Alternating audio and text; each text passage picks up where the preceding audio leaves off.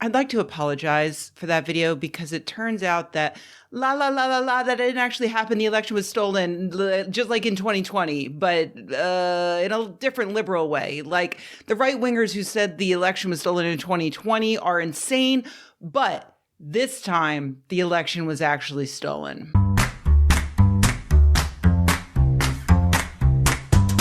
Christians, get out and vote just this time.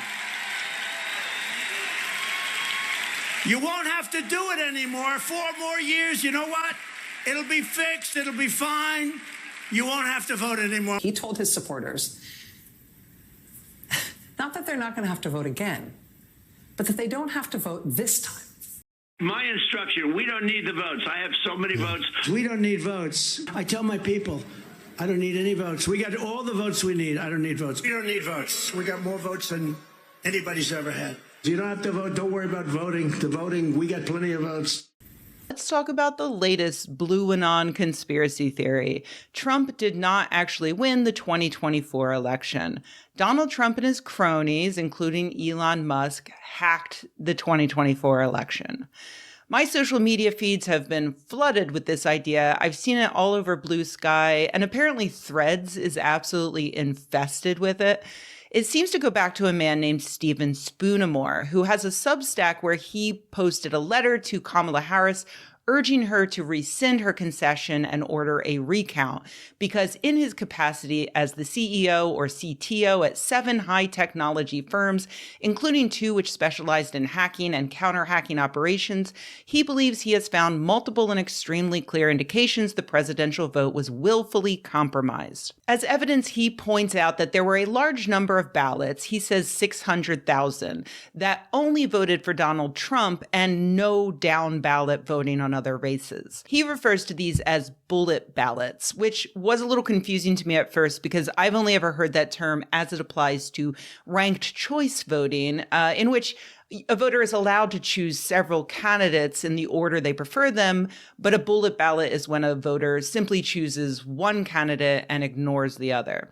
Voting for a president and no other office on the ballot is usually called undervoting, and it's extremely common in the United States. Is that, there might have been some hanky-panky around this election that statistically there were more people just voting the bullet ballots, more people just voting for Trump in the swing states than not in the swing states, that there was an anomaly. Correct, by orders of magnitude. And I presented in my letter to Ms. Harris, look, you take Arizona and Nevada, both of which have these extraordinary numbers of just Trump votes, 5.5% of his total, close to 7% of his total in one state.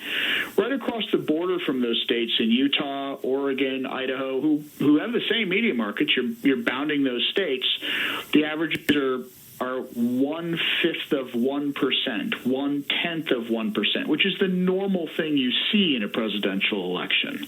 The state of Utah, less than 1/100th of 1% of Utah voters do not fill out their whole ballot. To the point where every election, people on both sides of the aisle beg voters to learn about their down ballot choices. And every midterm, we beg people to just please turn up even though there is no presidential election. If you don't believe me, you can go to the Federal Election Committee's website and download the election results from any prior election. In 2016, you can see that 136,669,276 people voted for president, but only 131,652,458 voted for a member of the House, which all voters had an opportunity to choose, which is a difference of more than 5 million people. But Spoonamore is concerned with 600,000 that only voted for Trump. And by the way, that is the only way to really guess at whether or not a person only voted for a president without seeing the actual ballots. You compare the number of people in a state who voted for the president and contrast it with the number who voted for another race. When comparing between states, it's helpful to choose the House as the underballot because not everybody gets to vote for a senator for every presidential race.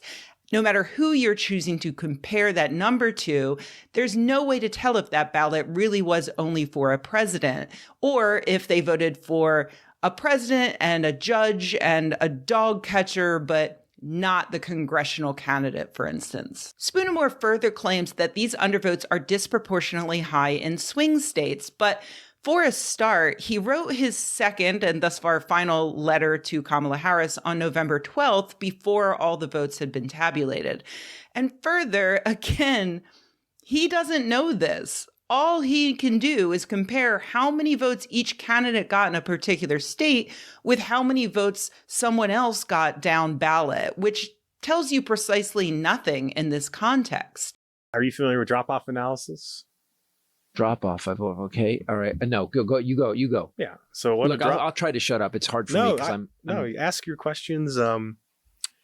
I like anything you're like, hey, I have no idea what you're talking about. All right, I have no idea what you're talking about. Go drop off. Perfect. That's why I'm here. So, so the way you read this is a comparison for Pennsylvania, all the counties in the state, and what we're looking at is how many votes the presidential candidate got for each party, right, compared to another race of their party. So in this case, it's the so all the down ballot races. It should be the same pretty much. And so here's the senator, right? The president versus the senator. And the way you read this on the bottom here is you have all the voting types. Well, two of the voting types. Provisional is so small, it's nothing. Right. So you have mail-in, you have election day. Okay. And so on the left, the y-axis it's the drop-off percent. So it's, hey, if I get 100 votes and the senator gets 50%, I am technically speaking 100% over, I'm double. Right. And so what we're seeing, this is for both presidents, candidates. This is red is Trump. Okay, wait, hold on. This is where I start to get confused. All right. So. Well, here, let me. So red is Trump. Got it. Blue is Harris. Right. We're going to start on the left. Right. So you have 0%. That is the amount of votes the senator got. Okay. So the 0. So if both the president and the senator got the same amount of votes, you're going to be 0. This isn't going to exist. Got it. So as you get further, you're going to see the percentage of both candidates in how many votes they got. And what's interesting about Pennsylvania is they had some interesting counties, but this is averaged out. So this is every county in the state. We're going to, in a next slide, highlight the counties individually, and you'll see the change. Why on election day is the percentage so That higher? Is the question. Why? So why is it? Yeah.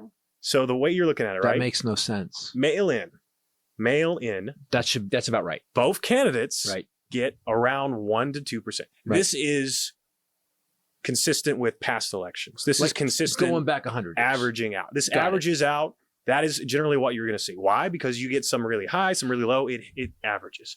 That's what we expect to see. Right. If that is the baseline, why is it on election day we see the Republican presidential candidate getting a significantly more amount of votes, almost 5 times more than the senator, who should just, that's the point, is if you're going to vote. So you didn't vote. So you just voted for the president, but didn't vote for the senator, who's basically a third of the whole system. And wait, it doesn't make any sense. And the Democrats won multiple. Did that happen with the Democrats at all? Does this any states of this flip? I'm just saying. Yes, there were many swing states that the Democrats. Is this percentage consistent anywhere else, or is this just swing states? There are other states that are not swing states that have the same pattern. Okay. Same symptom. And we are highlighting this because, as you said, why is the presidential candidate getting so many more? That makes no sense. And why is it only happening on election day? Right. Right. And we're going to kind of break it down by county. But the point being, it would happen. I didn't say why. No, you're fine. I'm dying to know. Just so you guys know, I'm interrupting for one reason. You're super smart. You're saying you're very dense. I'm trying to make sure that everybody pays attention. So if that's the percentage for election day, there is no reason why it shouldn't be exactly the same on mail-in. Yes. Why is there such a difference? Except it's not a little difference. That's a lot of difference. Statistically, it's a fucking huge difference. Tell people that are listening what you're seeing. So guys, if you look at this right now, if you look at mail-in, right, it's basically, the Republicans won. Okay, and is that down ballot too? No, so sorry, let me address that. This is just that comparison. Okay. The Democrats generally have higher amounts of votes for mail-in. This is just showing that even though Trump got less than the amount of mail-in votes, it doesn't matter. How does he compare to the Senate? Right. So even in mail-in, where the Democrats are killing it generally, he's still sitting 1 to 2%, and they're both doing it. And that's what we're saying is, why do we see such a shift between vote types? Yes. Right. Because then on election day, Because election day, there's more people voting. It's and radically different. What ends up happening is when in the big districts where there's more people voting, if the machines kicked in, if the algorithm kicks in later in the machines, the more people vote. Fuck. Let's talk this then. Okay. Let's talk what could cause this that isn't manipulation, Okay. right? What's the talking point? What have Right. you heard? What have you heard? I haven't heard anything about this. This is crazy. So this is bullet vote, right? That's just presidential. That's In this case, yes. In this case, this is just so in votes for the Democrats, president. it was less than 1%. But for some reason, and these are people, and if Trump supporters are insane, they're Republican down. They're Republican. They're hardcore. I mean, Democrats too. But for it to not be the same, it should be about the same. Let's say it's even if it just matched mail-in, it would just be up a little bit. Instead, it's almost 5 times as much. That's crazy. And what's important to notice here is the argument is, hey, could this be caused by Democrats voting mail-in aggressively and Republicans showing up, election day early voting, right? And that's the argument, saying, hey, as said, people don't trust mail-in voting. right? The problem is this isn't the amount of votes. This isn't, are the Democrats winning or losing each? It's how is the president compared to the next down ballot race, Yeah. which is a potential symptom of other things. And so the reason why we're highlighting this is we would expect to see both be similar. Mm-hmm. And because they're not, as you mentioned, this could be a symptom of vote manipulation. And we're going to dig into that a little bit more. Yeah, because one of the things that has really been odd to us is that, for example, on a ballot, AOC was selected and then Trump was selected. So you had asked, are we seeing this in other places?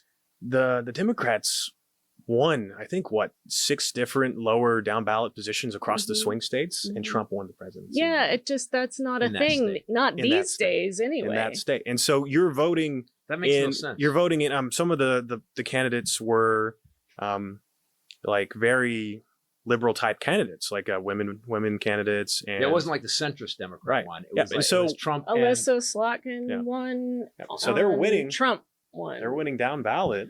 I But feel then- like I'm screwing you up, and I don't want to. I want to be very clear about this, guys, because I think I've confused things. This basically, there's 4.51% of bullet ballots, basically, where the president only was voted for, and on the Democrats, it was less than 1%.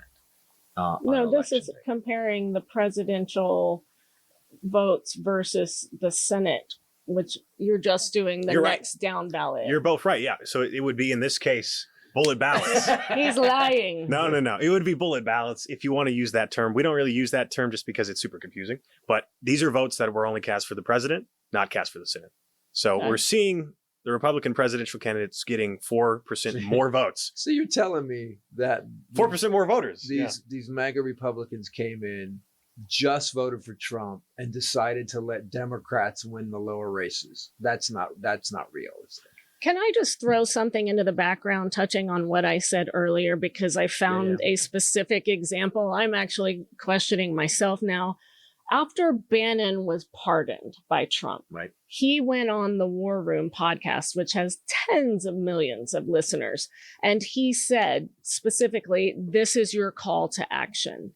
And his direct quote is, it's going to be a fight, but a fight that must be won. We don't have an option. We're going to take this back village by village, precinct by precinct. They called it the precinct strategy. And after that, it rocketed across fringe sites, QAnon sites, talk radio, all of this. Suddenly, these people came out of the woodwork to become poll workers, precinct workers. Even the party chair in Wisconsin said, we have never signed up election inspectors like this in the history. Like, there were Florida people, like Florida quoted, I've never seen anything like this. People have come out of the woodwork, and it's all Republican, not Democrat. That would go to what he said earlier about if the bomb threats are called in, and the chain of custody is broken. They called it the precinct strategy. Oh shit! So if this is blowing your mind already, you're gonna have to have some. No, I'm hurting. You're gonna gonna need I'm some. gonna have to drink tonight, honestly. Here's something I want to highlight for you. Okay. So this is interesting. This is Philadelphia. Harris still won Philadelphia. So why would you care about manipulating these places? So it looked consistent all across the board. So you couldn't. So the data wasn't too obvious. Here's something. What do you think? Here's a concern. How do you? Dumb guy spoke. You like? No. You're fine, guy. You're fine. but it's a good question, because you're like, hey, would you do this to, make it look normal, consistent? Consistency is the key. Here's the thing. How do you win a state? By the most votes. You get the most votes. Right. You get the popular vote. Doesn't matter what counties you win or lose. Right. You get more votes.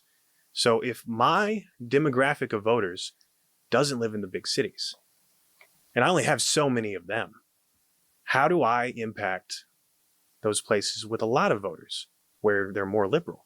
I either have to get more of my people to show up and vote, or I have to get less of their people to show up and vote. We do this. Or potentially the machines are manipulated so at a certain number of votes, even though Kamala won, because it would have been too obvious that she lost Philadelphia. How many bomb threats were in Pennsylvania?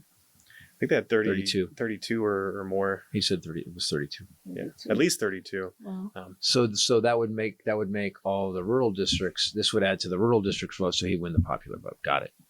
That makes sense. You have to reduce the amount of votes in the denser areas. Yep. That's how you'd win a state. Yep. And that's what we're potentially seeing is, even though this isn't enough to change the outcome of that county, this is enough to shift. If you did this across multiple counties, Right. this would be enough to shift the outcome of the state, because you took the amount of votes. Win the state. Then you win the swing state. Right. So this is very interesting. We see so this. You shave it. So basically what you're doing, although she's still going to win, you're just shaving. You're just shaving, reducing. add into your vote totals. So what ends up happening, even though you kick ass in the rural areas, in the very blue areas, you can't win them because that would be too obvious. What you do is you just take 4,000. Take a little bit off the top. You take 4,000, 15,000 votes, and she still wins. Just that county, though. Yeah, just that county. You win right, the state. got it. Right. And here's what's interesting is we don't see this just in Philadelphia. We've seen this in multiple counties, even the smaller counties as well. It almost seems to be, if you compromise the tabulators, anywhere a lot of people are voting on these systems, you're going to try and do this. And this is why he kept complaining about mail-in voting, because for some reason they can't manipulate the mail-in vote, but they could sure shit manipulate the election. But why couldn't they? If This is a great question. into a tabulator. Although they use the same machines generally, sometimes they have slightly different variations. The problem is it's the accountability of the hand cast votes.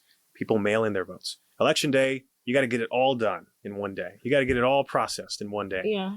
Mail in, you can send them in early, and there's still a paper trail, and they go to the county level, I believe. It's not by precincts, not by location. So you got a larger window, and the problem is, let's say, hey, I just got mail-in votes. I just got 5,000 votes sent in, and I run it through the machine, and I'm getting less than 5,000 votes on the back end, and it's not like, hey, we need this done today. We have more time. The concern is it may be a risk that they didn't want to take if they were doing this. Because she said paper trail. There's a paper trail. I have evidence how I voted, and you motherfuckers, that's not how I voted. Yeah, there's a concern if you could have caught this if you went really heavy on mail in. Good. All right. Yeah. So maybe they decided not to. We do have a little follow-up question to this is related to my other question from a couple slides ago about the counting the mail-in votes.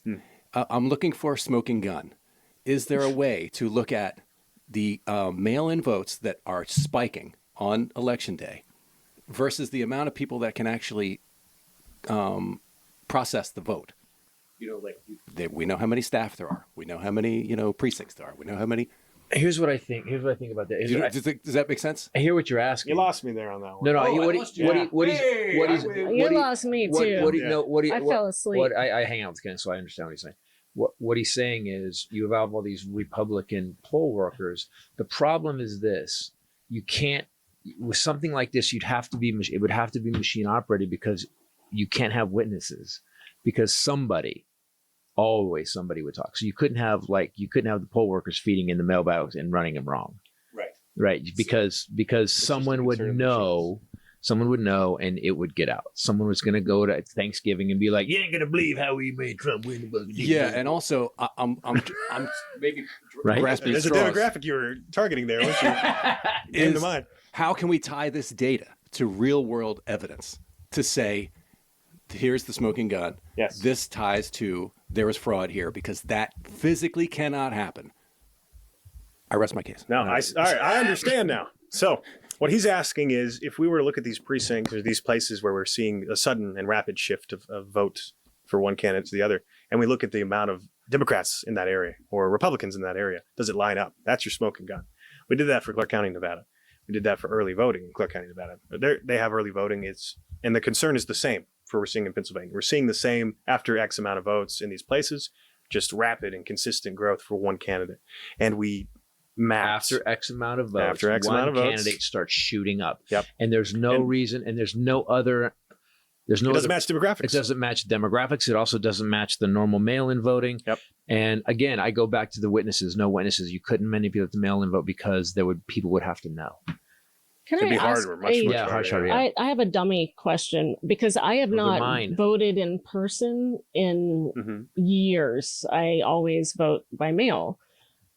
Are some ballots 100% digital now? That's different in each precinct, right? Some are still fill in or punch. It depends. And some are on the screen and they're fully digital, right? Yeah, there's a couple different types depending on what systems you're using. There's like, they'll give you a paper vote or a paper ballot, and you'll fill it out, and then you'll submit it, and it'll still get scanned by the machine. And then there's machines that are like actual touchscreen. You go up and you vote, and then it'll either print off your ballot and it'll still get fed, or it'll be saved and that'll be transferred.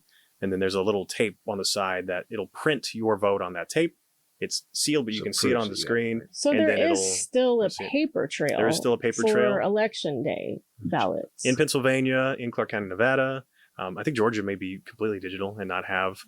Don't quote me on that one, but generally speaking, there are paper votes to look at. I want to point out to everybody who's looking at this graph, and because I understand how dense it is for our people. We're just usually just going, but you screaming and stuff. But look at the bright red at the end. Once the votes hit a certain level, all of a sudden, for no reason, no valid reason, everything changes and votes start shooting up for one candidate. Yeah, that is unusual and weird. Yes, and there's one more county we'll highlight. This is Erie County. This is a little aggressive, they weren't fucking around in Erie. So same concerns, mail in. We don't really see rapid change. It doesn't match at all. And then election day is very aggressive, very rapid change. Wonder why Erie? Wonder why Erie? Well, if you look at, I think Erie is the third largest. I think it's either the third or the fifth. I think it's the third. The concern here is, when you break down the data, you want to look at how are people voting and where are they voting. And if they only have X amount of, however you've designed the algorithm, anywhere that more people are voting on only a few, locations, it's going to potentially change more. Right. Philadelphia, a lot of machines, a lot of places to vote, a lot of places to tabulate. But if you get smaller locations but more dense, you would theoretically see rapid change in some of those places, and we're seeing that in Erie. Can I help explain? Erie. Can I help explain the graph? So if you guys look at the opening of the graph on election day, you'll see that she's really overperforming at the beginning of the day, and as they hit the voter threshold, what ends up happening is all of a sudden everything goes to Trump. Now, if she started performing that way early, that would have been consistent throughout the day. There's no reason for her to. And if you look at the mail-in vote, you can see her overperforming. Why? How the fuck? There's no way that everybody, all the Democrats sent their mail-in vote, and then all of a sudden this is look at the craziness on election day. And it didn't do it from the jump. Had it done it from the jump, it'd be a lot harder to prove. It does it when you guys hit a certain number of votes. That's fucked. For some reason, votes for Trump start showing up at 50%. 50% of the vote is in, and all of a sudden everything starts shooting up. Watch it. It's crazy. And it'll wake you up to the fact that something happened. All right, we're back. And now let's continue the possible nightmare. Go ahead. Potential nightmare. Potential nightmare. All right, let's talk a little bit about data analysis. So we started with Clark County, Nevada, right? Right. Now, we're just going to talk about mostly Pennsylvania here. I do have another PowerPoint for Clark County. That one's probably just going to be absolutely. You're going to need some psychology after that one, like a psychiatrist. So we're going to keep it simple with Pennsylvania. So utilizing statistical analysis of vote count and turnout to the amount of votes a candidate gets. Yep. Okay. So we're going to look at vote count, which is how many votes are cast per machine or county or precinct. Total votes, both sides. Sure. Go ahead. And then we're going to look at turnout, which is how many people are registered to vote, how many people showed up to vote. And we're going to look at them by precinct because Pennsylvania, each of the counties. Is it weird? Well, you'll see. It's by precinct. So it's normal. Voting by precinct is normal. Okay. All right. Generally speaking, it's done throughout the U.S. Are the registered and the vote? Yeah. So you're going to compare. All right. And so each county has X amount of precincts. Some of them have more. Some of them have less. Got it. So the way we do this analysis is we get the data for the county. Get the data for the county. And then we break it down by precinct. And then we're going to graph it and we'll show. Okay. So the first one we're going to do is, this is a vote count analysis.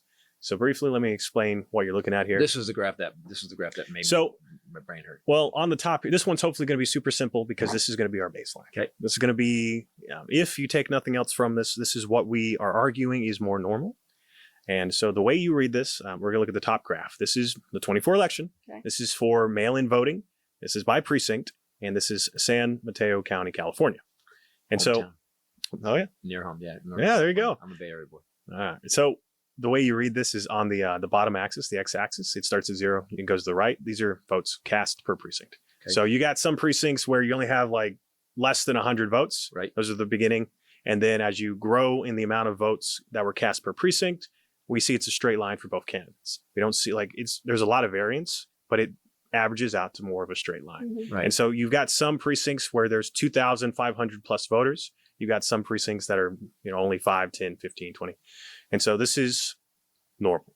We're not seeing anything here that is of concern. Mail-in precincts about the same, just kind of normal. Like some of the smaller counties have a lot more. I get it. Okay. Yep. And so people will argue, hey, you're going to see certain things at smaller sizes. That's not generally correct. When you look at statistics, you're going to argue what is an appropriate sampling size? Because we're using precincts, after only a couple hundred votes per precinct, it becomes a consistent pattern. Right. You'll see it kind of at the beginning where you see it's a little thicker, sub 100 votes, right? Yep. But then it immediately becomes more of just a straight line. Mm-hmm. And because we're not just looking at like one precinct with 100 votes, we're looking at hundreds of precincts with 100 votes. Got it. See, so it averages out. So the only other point I'm going to make here is people will say, does this change based on a candidate being more popular or less popular? No. What'll happen is you see, in this case, Harris is blue, Trump is red. All you'll see is that it'll shift up and down the graph. Mm-hmm. So you see, in this case, mail-in, Harris is sitting somewhere around 80, a little less than 80%. So let's say it flips and Trump is really popular in mail-in. He's just going to sit on the 80% line. His shape of votes of the precincts aren't going to change. Right. It doesn't change as more people cast their votes. Got it. We understand that? Yeah. Mm-hmm. Kind of. Kind of. Any questions here? I mean, yeah. I wouldn't want to be tested on it, but yeah, I kind of understand it. But as long as we understand, we're going to be tested, are we? Yeah, you're going to have a lot of questions. Does I'm it sure. make you panic? Yeah.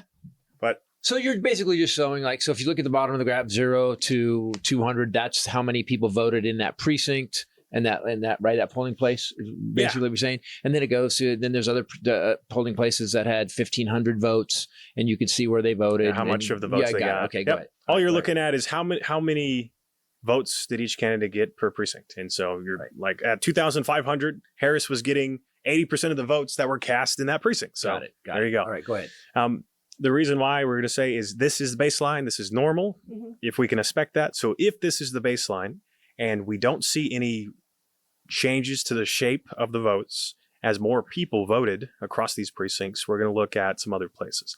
I think we have one more baseline.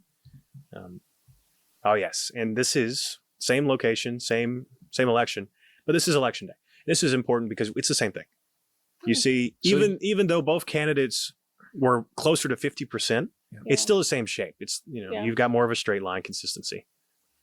And you're saying that this is 2024, so San Mateo. You're saying you're believing that if there was no anomalies in San Mateo, it pretty much looked like a normal election. Right. Okay. So if this is what a normal election looks like, we're going to look at Pennsylvania. We can do shapes. We're good Yeah. at This shapes. is We're good at geometry. Shapes of color. Red and blue No, no, and no. shapes. We're not good at geometry. That's a circle. Shape. But what's a triangle? How many sides? 3. Boom. See, come on, See? All right, Mark. you're going to pass this test. All right, go ahead. All right. So now we're going to, all right, hold on.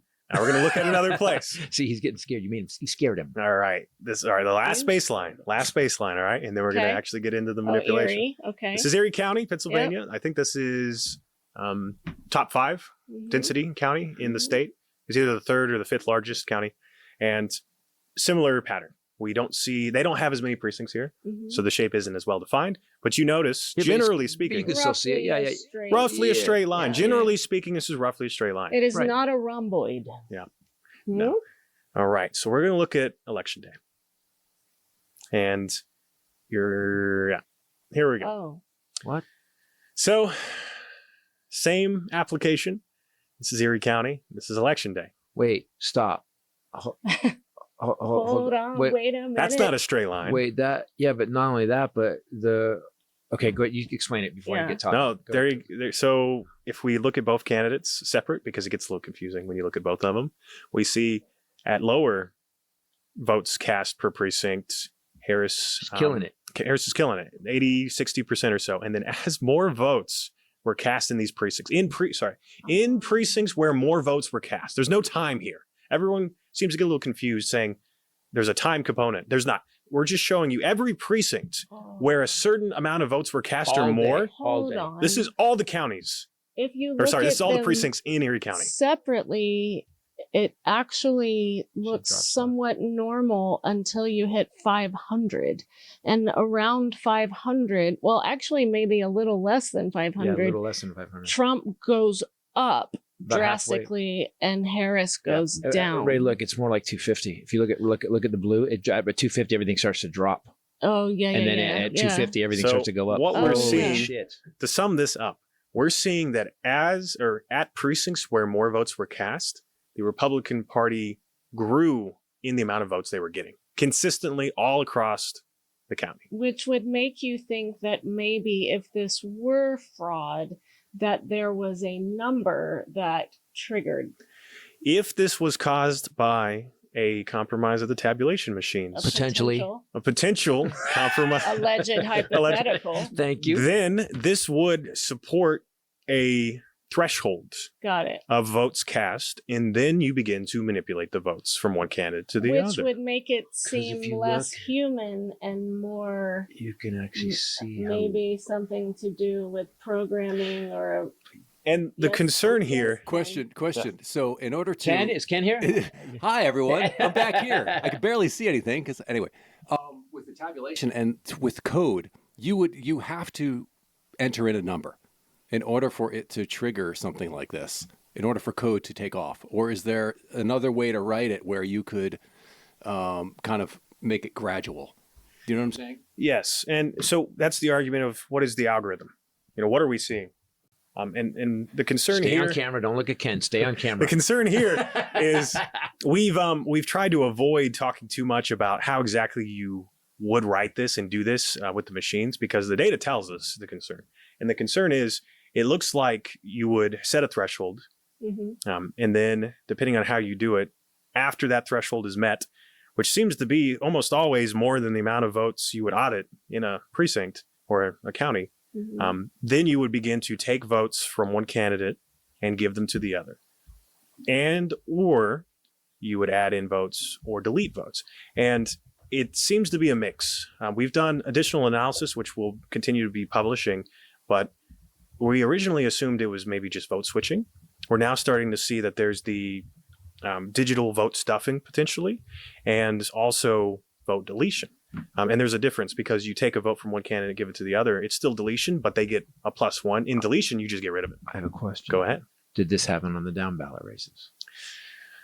From our analysis, we are seeing the similar concerns for senatorial races and other down ballot partisan races, meaning there's a Democrat versus a Republican. We're seeing it pretty consistently across not only Pennsylvania, but in Nevada as well, and other states we've not released yet. Perhaps Iowa. And we'll talk about that later. Another really important That was state. another thing too, was that the midterms, they were calling for a red wave, and it absolutely didn't happen. So we're here in the voting village with Phil Davis, who's going to tell you who he is in just a second, and Will, who's an intern at the Coalition for Good Governance. They're actually going to show us how to hack a Dominion voting machine, just how easy it is. In the cybersecurity community, it was never shocking to anyone that there were vulnerabilities within our election systems because our voting machines are simply computers, and anybody knows that any type of computer is going to have vulnerabilities. And a lot of the voting machines that are used today are practically like Windows computers from the 80s. That's my number one pet peeve. Misinformation about election security is this idea that machines are never connected to the internet and therefore they can potentially be compromised. It's wrong on two fronts. I'm Philip Davis. I am a volunteer, basically a hobbyist who studies election integrity. For about 3-4 years, I studied the Georgia 2020 election to see how well the recount matched the original count. All right, so here we are with the Dominion voting machine. Tell me exactly what model of Dominion this is. This is the Dominion ICX touchscreen. I believe this is version 5.5A, if I'm not mistaken. It's the Democracy Suite. Democracy Suite. Okay, and where is this machine being used currently? This was actually purchased off eBay. Someone actually had it at a Goodwill. They bought it from the Goodwill, they put it on eBay, and they sold it. And Dr. Drew went and bought it, and he has possession of it. They did do a full investigation about it. It's completely legitimate that we have it here. Okay, but do you think this is the same model that's being used? It is the same model. They used it throughout Georgia and several other states. And it was used in 2024? 2020 and 2024. Okay, 2020 and 2024. Here we are with the Dominion voting machine. Just start me from scratch, from the very beginning of how you would access this machine if you wanted to compromise it. Absolutely. The very first thing you need is a technician card. All right. This is basically the only security of these machines. Once you have a technician card, you place it into the machine. These cards work on every Dominion ICX machine, not just this one. So as soon as you put the card into the machine, you're going to have full access to the operating system. And once you have full access to the operating system,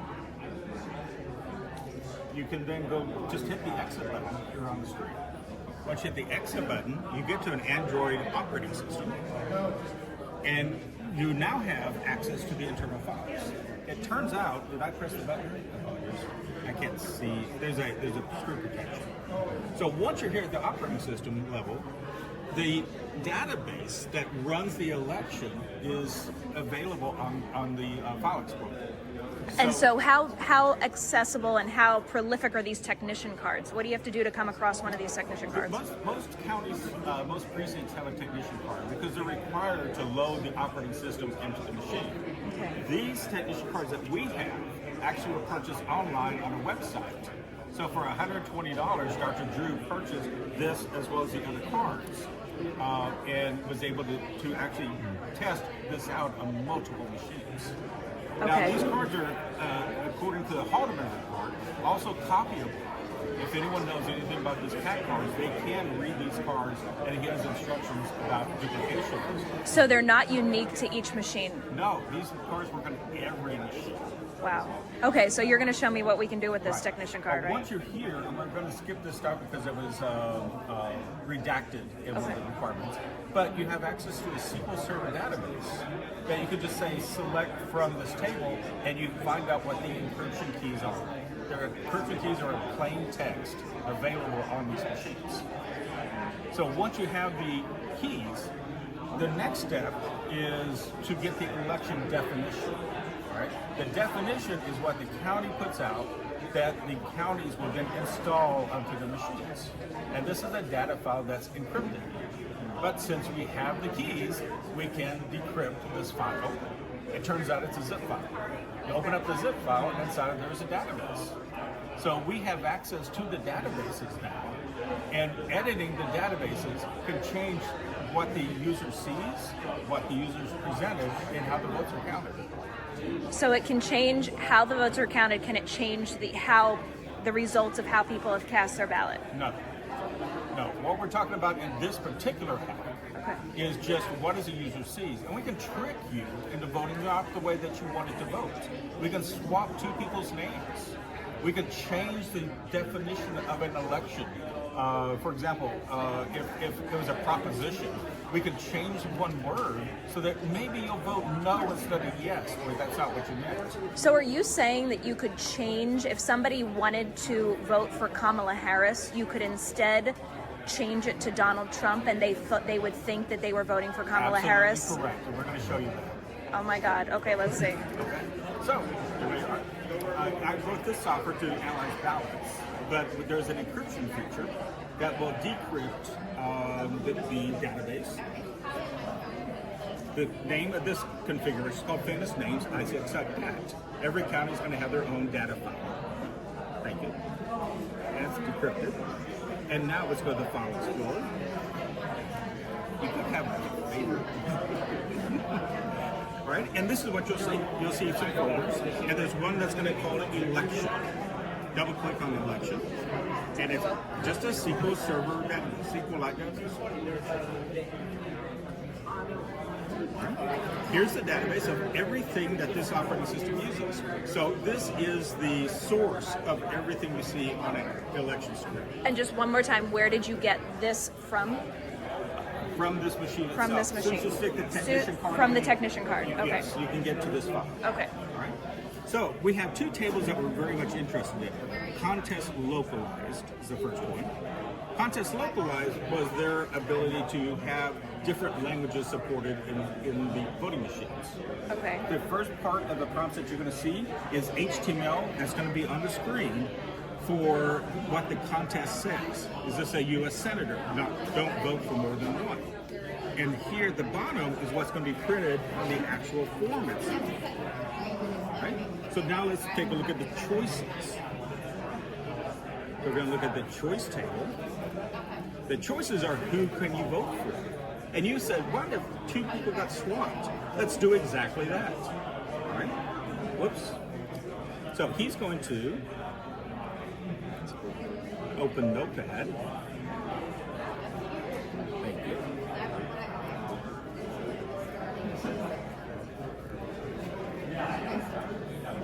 Okay, so let's open these up a little bit more so people can see it.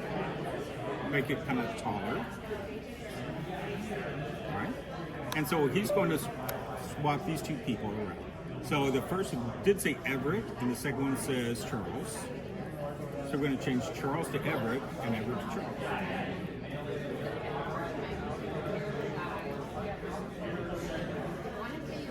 Here we are. Now we've just swapped them on the screen. But when it prints, it's still going to be the original order. So now we're going to scroll down a little bit, and we're going to find their names a second time. There's Everett and Charles. So we're going to delete Everett, type Charles. You have to get it exactly right. Okay. And we're going to change Charles to Everett. Perfect. And that's it. Now, all right, now to recap, at what point in the voting process would this happen? This would happen before the people come to the voting machines, or during the process, someone could change it in the middle of the process.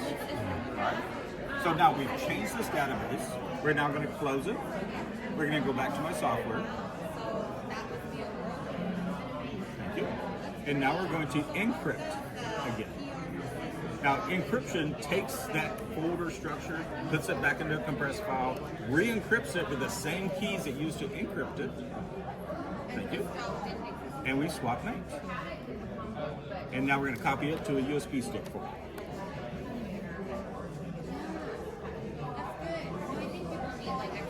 Now, at this point, we're going to basically use the system as it was designed. The system is designed to take a configuration file, load it up, and make that the current election. But if I was able to make that swap, get to a voting machine, I can change either one at a time, or if I know where the source of it is. Because some counties will put it up on a website like FileZilla. They're going to publish the configuration, people will download it. Right? So here we go. So the first thing we're going to do is put in the technician card. technician cards are allowed to actually install configurations. Basically copy it from the MEM stick to the computer. Same password is on my luggage. Okay. You're going to do load. He got a little excited. Okay, he's going to do load election data here. 60 seconds. And he's going to pull down to the swap names configuration we just made. Copy. And that's all that you need the technician card for. Right. So now you can pull out the technician card. Now the poll worker comes in. Like I said, this is standard procedure. This is what the software is designed to do. They're going to now pick which configuration they want. It's the famous names demo that we're doing. Everything's decrypted the file, said everything looks great, it checked everything. It was completely unaware anything was changed. Open the polls.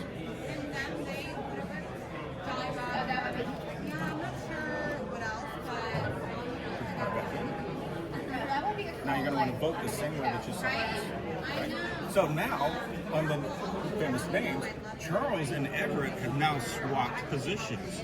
It used to be Everett, the Republican, was first, and now Charles is the second. So you think you're voting for Charles Curtis, the Democrat. Okay. And we're just going to go through a few more screens. We're going to pick a Democrat there. Okay, of course, down here. And pick two.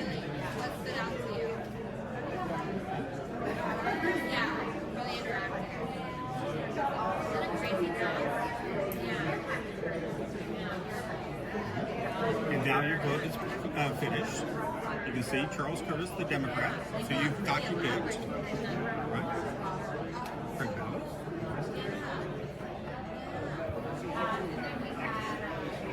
And so now you get the ballot. A good voter would read their ballot and make sure that it says exactly who they think it should say. By golly, it says Charles Curtis. Okay?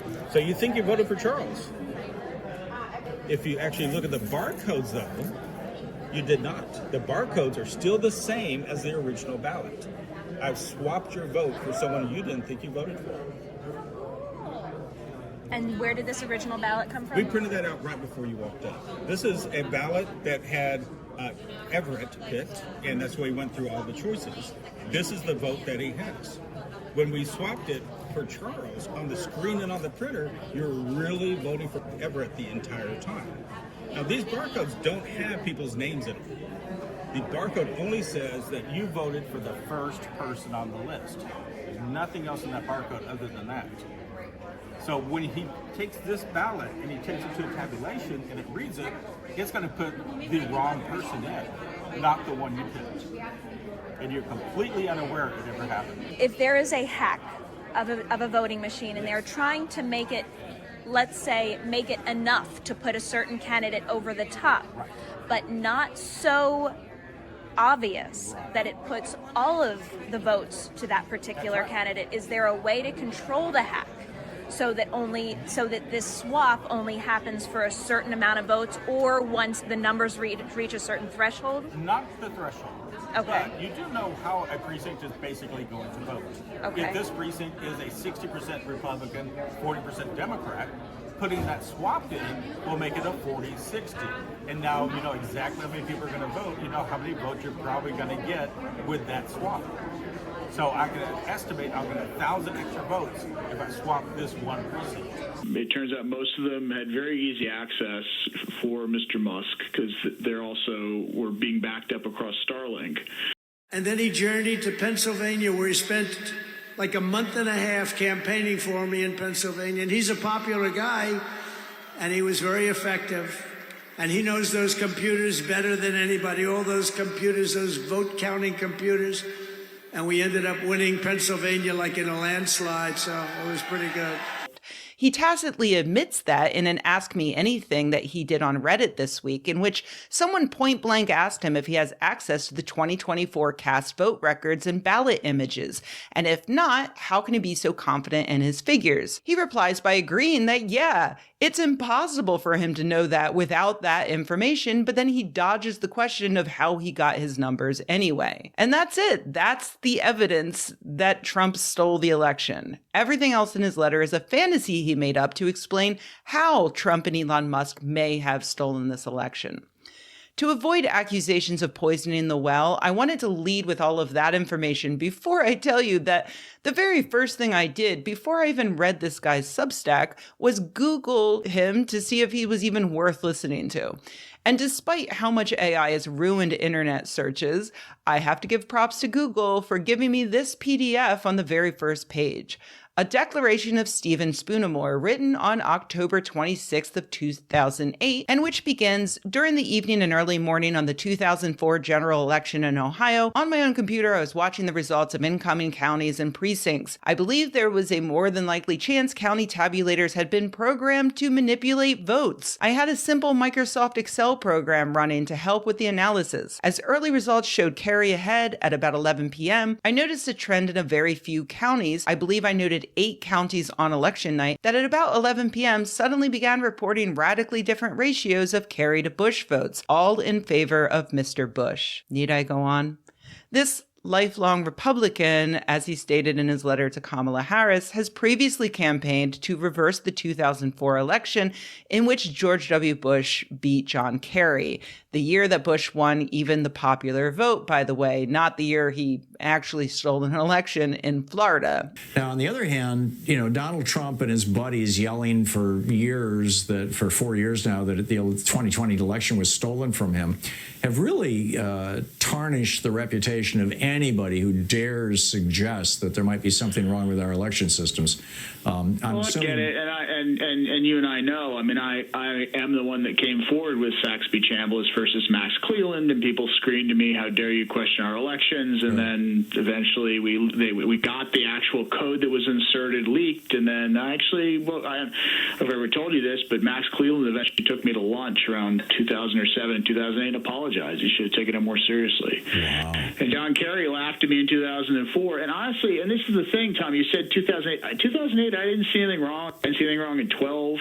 I didn't see anything wrong in 16. I didn't see anything wrong in 2020. I mean, I thought Donald Trump legitimately won 2016, or at least was close. Sure, there was Russian propaganda and psychological hacking, but I didn't see anything at the electronic level. I said, that's a problem. The lifelong Republican was also briefly prevented from running as an independent for Ohio State Representative in 2016 because he had previously voted as a Democrat in primaries. The key takeaway here, though, is that Stephen Spoonamore appears to be a hammer, and every election he doesn't like appears to be a nail. It's a shame because the right wing really does try to steal elections. It's real simple. If not for vote suppression tactics, that's a fancy word for shafting people of color out of their vote, young people out of their vote, Kamala Harris would have won 3,565,000 votes. That's a number of voters that were denied the right to vote because they were purged or they were challenged or they had their provisional ballot thrown out. Let me give you some of the numbers. The reason I'm giving you numbers, and I've waited so long to make this report, is that I have to get the numbers from the government agencies, particularly something we call the Elections Assistance Commission. So people don't realize, I used to be a professor of statistics. I was a forensic economist. This is my specialty, the numbers, which I usually did for attorneys general and the U.S. Department of Justice and other government agencies. And so these are calculations I would do, and I have done for federal courts. So we had, are you ready for this? According to the Elections Assistance Commission, the official numbers, we had 4,776,706 voters purged from the voter rolls wrongly. And you'll be shocked, overwhelmingly voters of color. And in Wisconsin, almost every voter removed by the purge was either a black voter in Milwaukee or a student in Madison. We had this brand new business this year this brand new business this year of vigilante voter challenges. After Bannon was pardoned by Trump, right, he went on the War Room podcast, which has tens of millions of listeners. And he said specifically, this is your call to action. And his direct quote is, it's going to be a fight, but a fight that must be won. We don't have an option. We're going to take this back village by village, precinct by precinct. They called it the precinct strategy. We talked about that on the air, where for the first time, very first time, an individual voter like Greg Palast can say Tom Hartman does not live in Portland. He shouldn't be allowed to vote. This is new. A third of a million, 317,000 voters were challenged by the beginning of August. NAACP said it was over 200,000 just Georgia alone by Election Day. We had 2.12 million mail-in ballots rejected, and that wouldn't mean anything if it were random. It's not random, Tom. According to the state of Washington, which did a study, you're 400% more likely to have your mail-in ballot rejected if you're black than if you're white. And Washington state has the least voter suppression of any state in the union. We have over 500,000 votes that were spoiled. That is, they said they couldn't be read. And again, it's very, very racial. We had 1.2 million provisional ballots rejected. People think, they get this, you go in and they say, oh, you've been challenged, you've been purged, or we can't find your name on the rolls. Here, fill out this provisional ballot. 43% of those ballots, according to the U.S. government, 43% of provisional ballots, and there were about 4 million in the last, or about 3 million in the last election. 43% of those were thrown in the garbage. Overwhelmingly voters of color. And in fact, if you're black, Hispanic, or Latino, or Asian American, the chance you'll be given a provisional ballot is 300% higher than if you're white. We're talking, there's some double counting here. The vote suppression factor is about 2.3%. Again, Kamala Harris would have even won the popular vote, 3.565 million extra votes. She would have won the states of Wisconsin, Michigan, Pennsylvania, and Georgia. These are pretty exacting calculations, Tom. And so she would have won with 286 electoral votes. Again, this is absent if we didn't have a vote suppression Jim Crow voting system. And I'm telling you, I work all over the world on elections, from Britain to Venezuela to Liberia. There's no other nation in the world, except for old apartheid South Africa, where we have a supposed democracies, where you have this racial, basically Jim Crow apartheid voting system, where you have massive, massive numbers of voters of color lose their vote. Also now, that's kind of widened out to, I found a massive number of young people. Again, that demographic is they're voters of color too. The color's blue because young voters, especially young women, that are targeted for the purges, to be sent to provisional ballots, had their registrations canceled or their votes disqualified, especially their mail-in ballots. NPR found that 1 in 7 mail-in ballots in the analysis they did were thrown in the garbage. Overwhelmingly, again, by the government numbers, 400% more likely if you're black than if you're white. We show you a clip from the 1920 film over 100 years ago, the film Birth of a Nation, where they show a white actor in blackface putting 2 ballots into a ballot box. So the accusation that black voters vote multiple times to steal elections is an old trope. But this time it came back 100 years later with the Trump group, True the Vote. And they used that to justify these new vigilante individual challenges. Again, they proudly proclaimed 317,886 challenges by the beginning of August.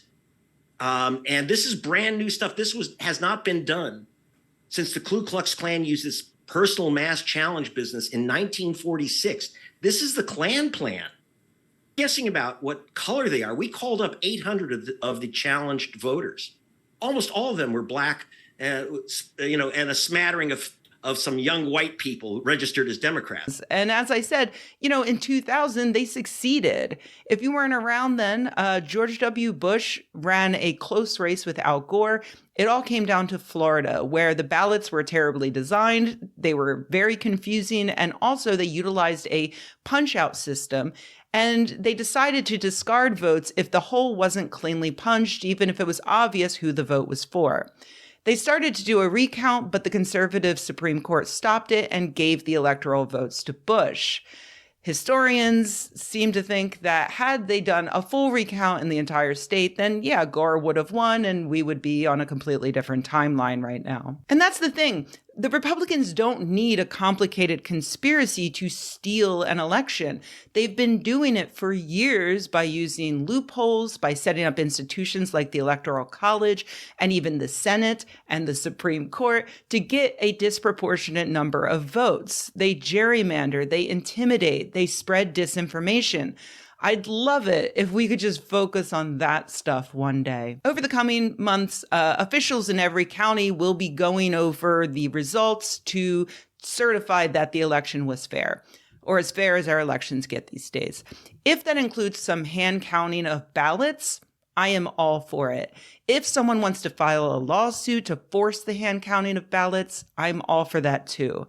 Election transparency is good, even if it tells us something we desperately don't want to hear, like Donald Trump won the 2024 election.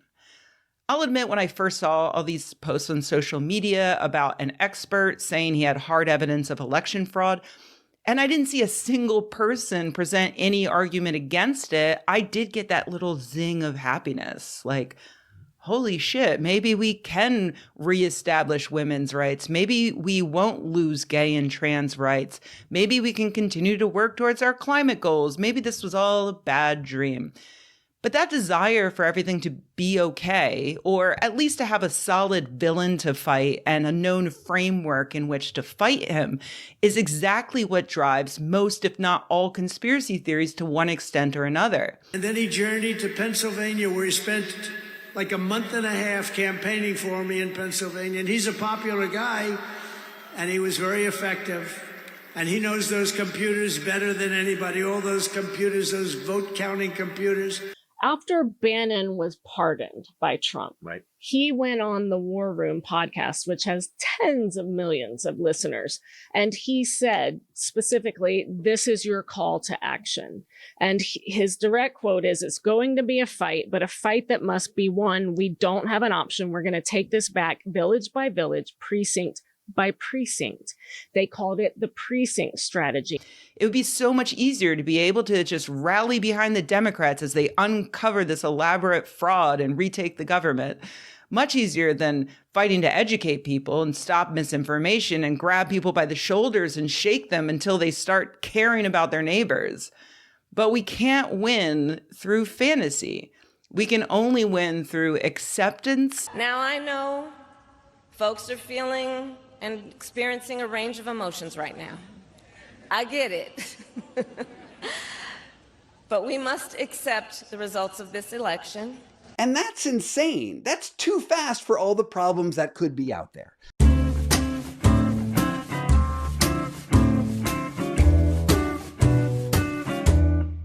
About something that goes beyond the Haldeman report, which you shared with me, that really exposed the vulnerabilities consistent with what he shared with Kamala Harris back in that Senate Intelligence Committee. You shared with me the Haldeman report, which proved that you can write malware and plant it in a touchscreen to change the vote. And in a minute, Marilyn, I want to talk to you about the even easier hacks that we've discovered. And you and I were right there witnessing this demonstration. But just going back to Kamala Harris, I mean, she was the candidate in 2024, an election that many, many of us have serious questions about the veracity of the outcome that we have been told.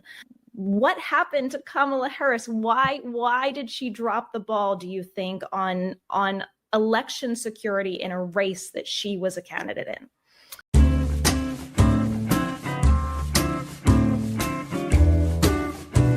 If you had one really violent day, like a guy like Mike Kelly, put him in charge, rough hour, and I mean real rough. My instruction, we don't need the votes. I have so many votes. We don't need votes. I tell my people, I don't need any votes. We got all the votes we need. I don't need votes. We don't need votes. We got more votes than anybody's ever had.